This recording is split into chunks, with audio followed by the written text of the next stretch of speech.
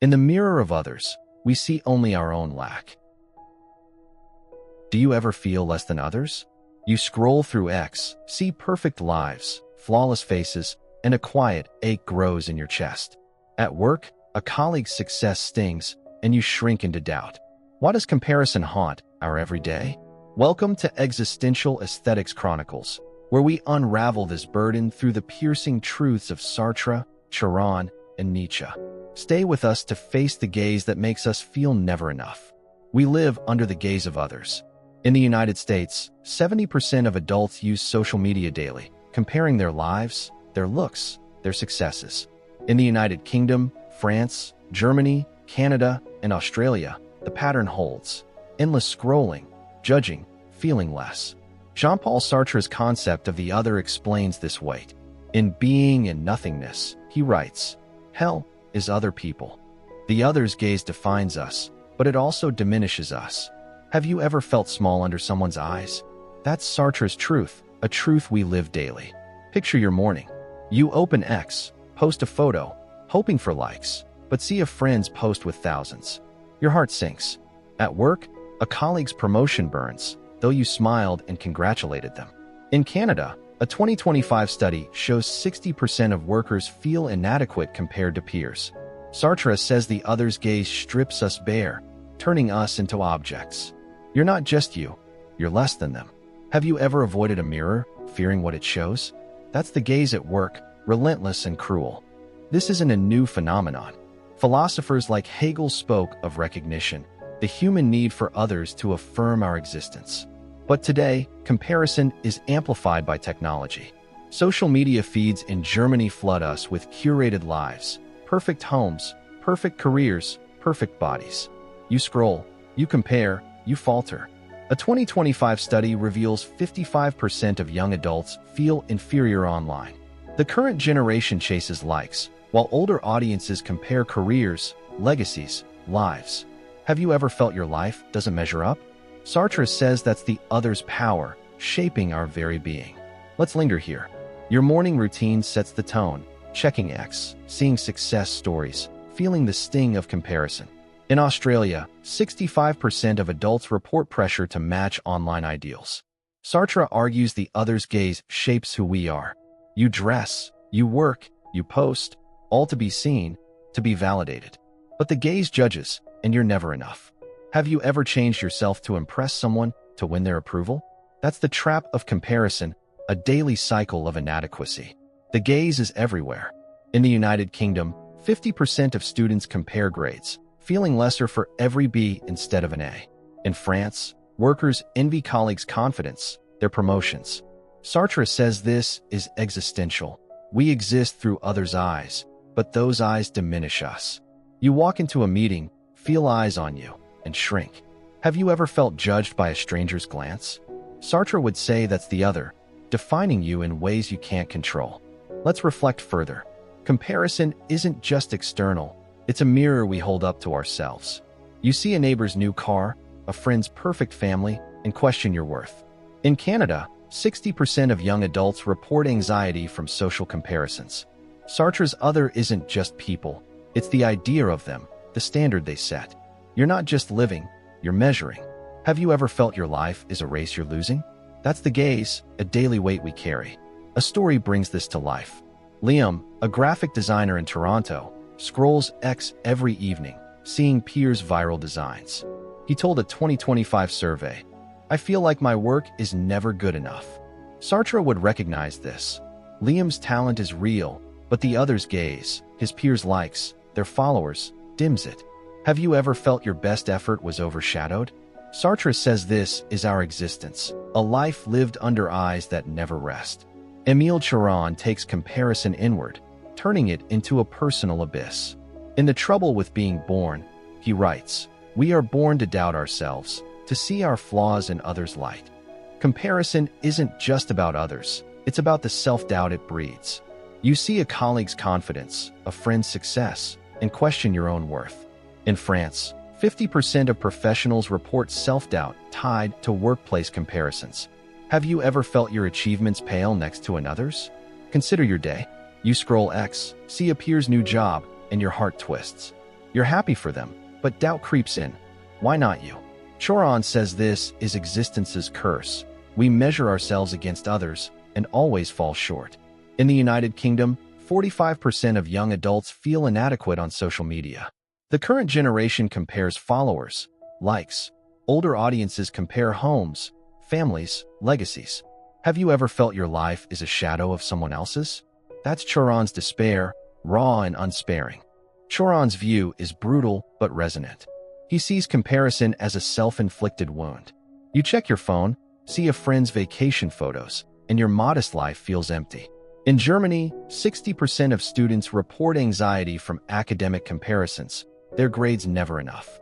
Choron argues this self-doubt is universal, a daily torment we can't escape. Have you ever lain awake at night, replaying someone's success, wondering why it wasn't you? That's the void he names, a darkness comparison feeds. Let's reflect further. Comparison is personal, yet universal.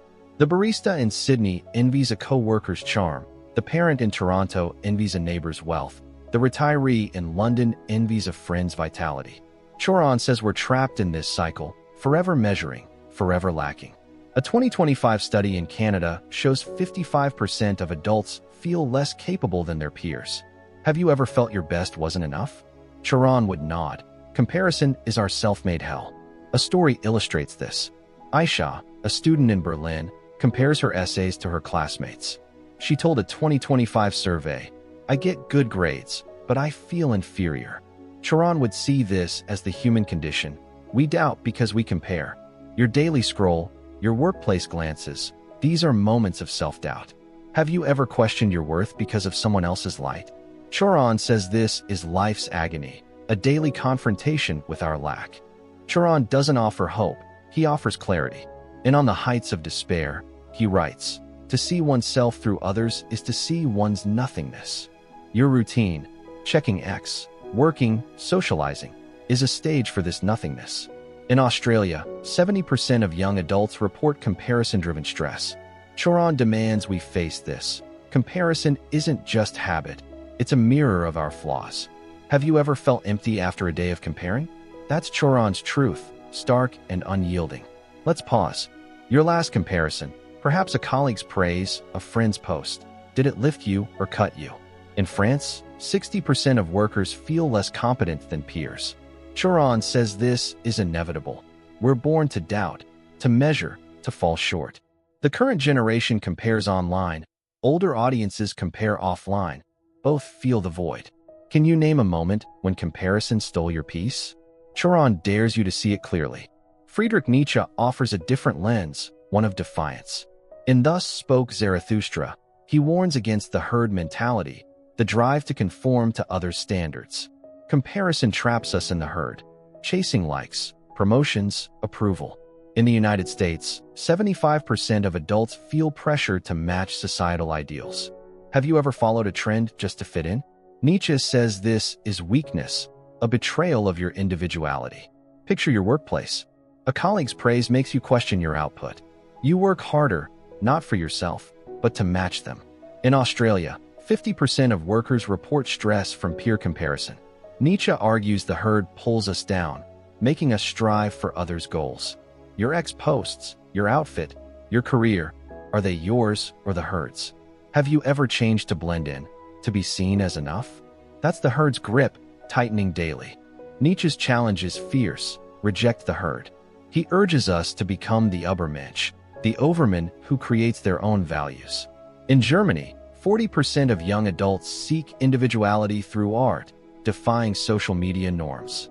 But comparison is insidious. You see a friend's followers, a co-worker's car, and doubt creeps in. Have you ever felt less for not following the crowd? Nietzsche demands you rise above, but it's a daily struggle. Let's pause and reflect. Your daily scroll on X. Do you compare your life to influencers, friends, strangers? In the United Kingdom, 60% of adults feel pressure to match online success. Nietzsche says this is the herd's trap. We lose ourselves to others' standards. The current generation chases likes. Older audiences chase stability. Both compare, both falter. Can you break free from the herd's gaze? Nietzsche dares you to try, to forge your own path. A story brings this to life. Daniel, a writer in Sydney, compares his book sales to peers. He told a 2025 survey, "I write for myself, but their success haunts me." Nietzsche would urge Daniel to reject the herd, to value his work alone. Your comparisons to colleagues, friends, are the same. Have you ever dimmed your light to match another's? Nietzsche says this is the herd's victory, a daily loss of self. Nietzsche's philosophy is not despairing, it's empowering. He urges us to create meaning beyond comparison. In Canada, 35% of young adults use journaling to define their own goals. Imagine valuing your life, not others. Have you ever felt proud without needing approval? That's Nietzsche's Übermensch, a daily rebellion against the herd. Can you take one step toward that today? Jean Baudrillard adds a modern twist to our exploration. In Simulacra and Simulation, he argues we live in a hyperreal world where comparisons are based on images, not reality. Your X feed shows curated lives, perfect bodies, perfect jobs, perfect moments. In Canada, the average person spends 3 hours daily online, yet 65% feel inadequate. Have you ever compared yourself to a filtered photo? That's Baudrillard's simulacrum, a comparison to something unreal. Let's explore this further. You see an influencer's post, their life flawless, their followers endless. Your own life feels dull by comparison. In France, 55% of young adults report social media envy.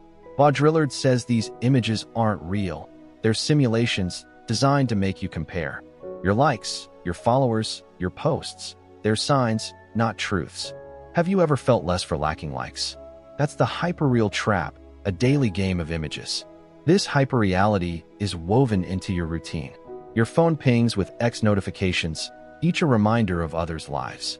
In Australia, 70% of adults compare online personas, feeling less for it. Baudrillard argues this isn't comparison, it's a game of signs.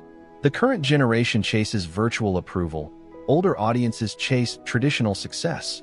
Both feel less. Have you ever edited a post to look better, to seem enough?